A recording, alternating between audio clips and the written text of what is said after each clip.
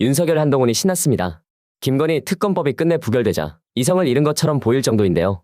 결국 사고가 터지고야 말았습니다.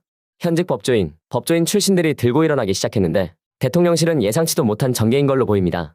영상 시청하시기 전에 구독과 좋아요 한 번씩 부탁드립니다. 윤석열이 제2호 국권을 행사한 김건희 도이치모터스 주가 조작 의혹, 대장동 50억 클럽 의혹 특별검사 법안이 29일 재표결 끝에 부결됐습니다. 이날 본 회의에서 김건희 특검법은 재석 의원 281명에 찬성 171명, 반대 109명, 기권 1명으로 부결됐고 대장동 50억 클럽 특검법도 재석 281명에 찬성 177명, 반대 104명으로 부결 처리됐습니다. 여기까지만 해도 큰 이슈인데 이 이슈에 덮여 한동훈 관련 사고들이 묻히고 있는데요. 한동훈 독직폭행 혐의로 기소됐으나 무죄를 선고받은 정진웅 대전고검 검사가 중징계 처분을 받았습니다.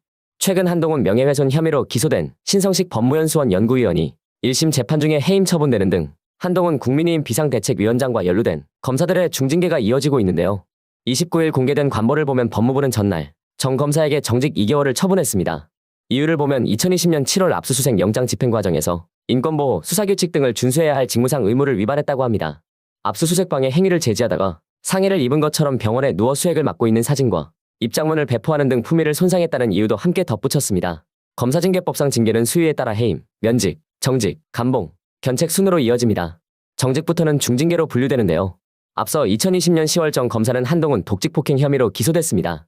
한 위원장이 연루된 채널A 사건 수사를 맡은 서울중앙지검 형사1부장일 때 한 위원장 휴대전화 유심칩을 직접 압수하려다가 한 위원장과 충돌을 벌였다는 게 이유였습니다. 1심은 정 검사에게 징역 4개월 집행유예 1년을 선고했지만 2심은 고의가 없었다며 무죄로 봤습니다. 다만 재판부는 직무 집행이 정당했다고 확인하는 취지가 아니라는 점도 명시했고 대법원은 2022년 11월 정 검사 무죄를 확정한 바 있습니다. 그럼에도 대검찰청은 확정 판결이 나온 지 6개월이 지난 지난해 5월 법무부에 정 검사의 징계를 청구했는데요. 이에 재판 결과와 별도로 품위유지 위반으로 징계 청구는 가능하지만 당시 다른 사건의 견조 형평성이 떨어지는 처분이라는 지적이 나옵니다. 대검이 고발 사주 의혹 재판이 진행 중인 지난해 3월 손준성 대구고검 차장검사를 감찰 무혐의 처분했기 때문인데요. 손 검사장은 지난달 공무상 비밀 누설 혐의 등을 인정받아 징역 1년을 선고받았습니다.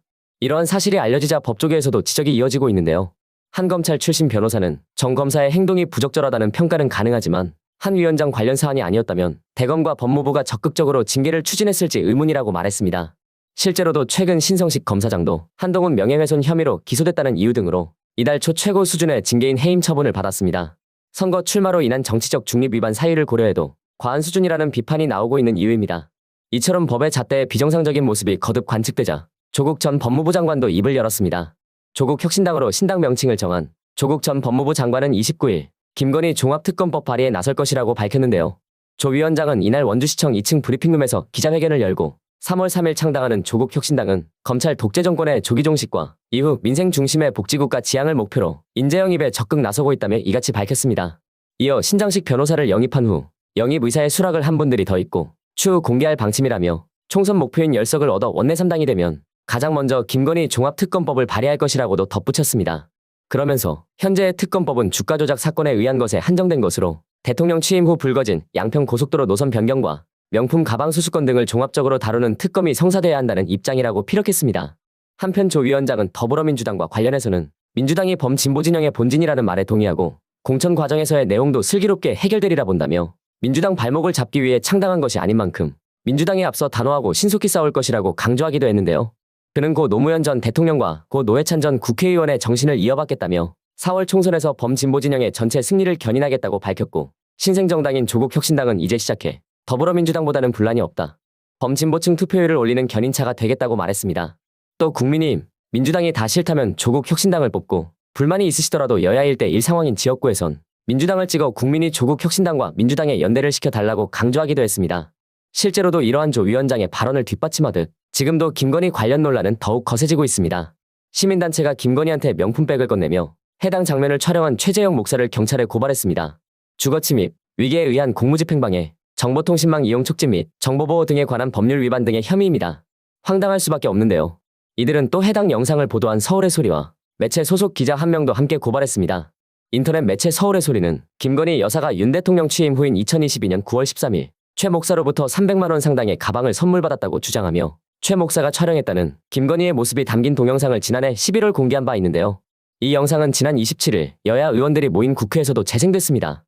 국회에서 열린 신숙희 대법관 후보자 인사청문회에서 강민정 더불어민주당 의원은 대통령 배우자가 명품백을 선물 받는 것에 대해 어떻게 생각하느냐며 이른바 디올백 영상을 재생했는데요. 소리가 꺼진 채 재생된 영상에서 김건희의 남북 문제에 나서겠다는 말이 자막으로 나왔습니다. 강 의원은 대통령 배우자에게 남북 문제 개입 권한이 있느냐 물으면서 국정농단이고 국정 개입이라고 주장했습니다. 대통령도 아닌 대통령 배우자가 정치적 사안인 남북 문제에 나서겠다는 게 맞냐는 것입니다.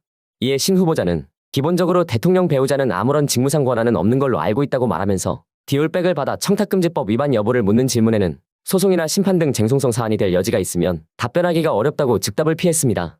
다들 하나같이 김건희와 관련해서는 매번 말하기를 피하면서 이상한 말들은 마구 쏟아내고 있는데요. 이번에도 한동훈은 줄줄이 사고를 치고 있습니다. MBC 뉴스가 날씨를 전하는 도중 파란색 그래픽을 사용한 것을 두고 주무기관인 방송통신심의위원회에 40여 건의 민원이 쏟아진 것으로 확인됐는데 이를 두고 국민의힘은 노골적인 선거운동이라며 방심위에 제소하는 등 움직임을 보이고 있습니다. 파란색 숫자 1은 지난 27일 MBC 저녁 뉴스 말미 기상캐스터가 당일 미세먼지 농도가 1이었다고 전하는 과정에서 등장했습니다. 이 캐스터는 숫자를 가리키거나 손가락으로 숫자 1을 만들어 보이면서 지금 제 옆에는 키보다 더 큰 1이 있다. 1. 오늘 서울은 1이었다. 미세먼지 농도가 1까지 떨어졌다고 말했습니다. 이에 대해 한동훈 국민의힘 비상대책위원장은 이날 서울 여의도 국회 앞중앙 당사에서 열린 당비대위 회의에서 MBC에서 일기예보를 통해 더불어민주당의 선거운동 관련성 방송을 했다며 MBC 일기예보에서 사람 키보다 큰 파란색 1 대신 같은 크기의 빨간색 2로 바꿔놓고 생각해보라라고 주장했습니다. 제정신이 아닌 게 확실합니다. 그는 이어 MBC의 노골적인 국민의힘 선거운동 지원으로 보이지 않겠느냐. 아무리 극도로 민주당에 편향된 방송을 해온 MBC라지만 이건 선을 넘은 것이라고 생각한다고 강조했습니다. 정치적 의도를 가진다는 주장인 건데요. MBC는 이에 대해 서울 같은 대도시에서 2월에 초미세먼지 농도 세제곱미터당 1마이크로그램이 올 2월처럼 자주 관측되는 건 드문 일이기 때문에 만든 것이라 반박했습니다. 그리고 최근 겨울 날씨가 춥지 않으면 미세먼지라는 뜻이 4만 3위로 불려온 것에 비하면 더욱 눈에 띄는 수치라고 덧붙였습니다. 한마디로 이례적이라는 상황임을 강조한 거죠. 그리고 MBC는 날씨 정보에 그날의 초미세먼지 농도 극값을 내세우는 건 종종 해왔던 일이라고 말했습니다. 실제로도 2021년 5월 11일 뉴스데스크에서도 서울의 초미세먼지 농도 최저값이 1마이크로그램에 불과할 정도였다고 보도하기도 했습니다. 애초에 파란색은 정부가 미세먼지 좋음 상황에 표시하도록 지정한 색인데 상식적으로 저 상황에서 파란색이 아닌 다른 색깔을 쓰는 게 더 이상한 거 아닌가요? 한동훈은 정상적인 사회생활이 가능하긴 할까요? 이런 사람이 여당 대표? 제정신이긴 한 겁니까? 영상 마치겠습니다. 여러분의 구독과 좋아요는 영상 제작에 큰 힘이 됩니다. 혁명을 위해 힘을 보태주세요. 촛불 청년이었습니다.